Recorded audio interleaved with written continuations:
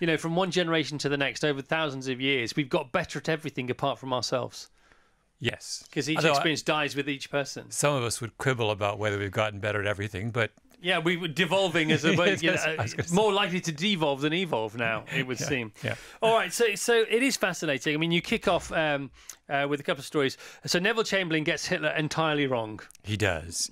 And that's despite the thing that fascinated me about that, and it's sort of such an obvious thing, but so easy to overlook.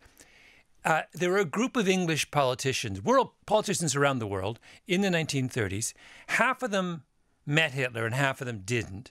The ones who met Hitler were the ones who got him wrong.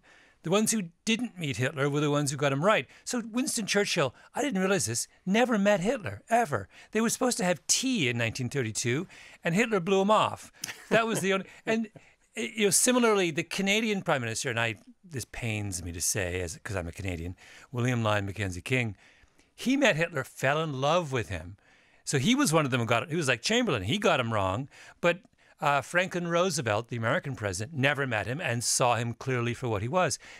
It's a really interesting paradox that there can be times when we have a clearer sense of a stranger, when we don't muddy our impression with a face-to-face meeting. So were they hoodwinked by Hitler, or did they want to see Hitler as some kind of preconceived idea which was less confrontational for the position they were fulfilling at the time? I think both. So Chamberlain has powerful political reasons to want to perceive Hitler as being peace-loving. But as well, if you read Chamberlain wrote these letters to his sister, which are remarkably revealing. And in his letters to his sister, they're all about, you know, this man looked me in the eye. He sees me as we shook hands firmly.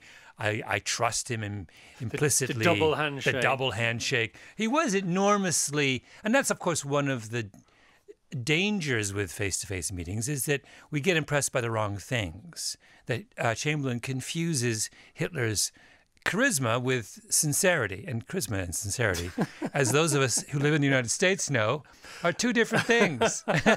Would you say it's more prevalent there than anywhere else, that particular phenomenon? In the States? Yeah. At the moment? Well, I mean, Clinton as well. It's not just now, is it? That's true. Yeah. That's true. We have had a run of, although I wouldn't put Clinton in the same category as... No, but he was famous for his charisma, wasn't he? He was.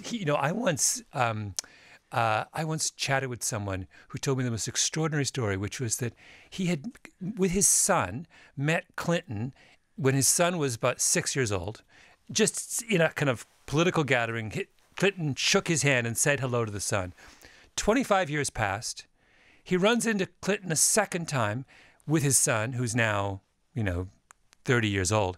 Clinton remembered their names and said, "I remember seeing you when you were a 6-year-old." Really? Is that true? So he wasn't pre-briefed because they knew he was... Because that's what happens with the royals, they're pre-briefed. Oh, yes. They would need to be after... Well, not always. I can think of an incident quite recently when somebody wasn't pre-briefed. But well, they're supposed to be. There's somebody literally whispering in their ear. No, this was pure Clinton political brilliance. He never forgot a face. Okay, how do you decide what to put in a book like this? Because you go from Hitler, you go to Amanda Knox, and then you go to Sylvia Plath, and you go to natural gas, and why that meant there were more suicides, domestic suicides, pre-1972 or whenever it was, than post. How do you decide? Because you must have so many stories to choose from. Yeah, well, it's true, and a topic like this, why are we bad at talking to strangers, can lead you in 1,000 directions. But the book, I have an organizing principle, which is this case, this notorious case in America, the case of Sandra Bland, a young woman stopped by a police officer. And that anchors the book. It's the beginning and it's the end. And once you have that kind of structure, it became very clear to me where I wanted to go. And I wanted to get the right balance of stories. Some of the stories are very dark. There's a long chapter about the guy who did all the torture for the CIA during the Iraq War, which is quite bracing.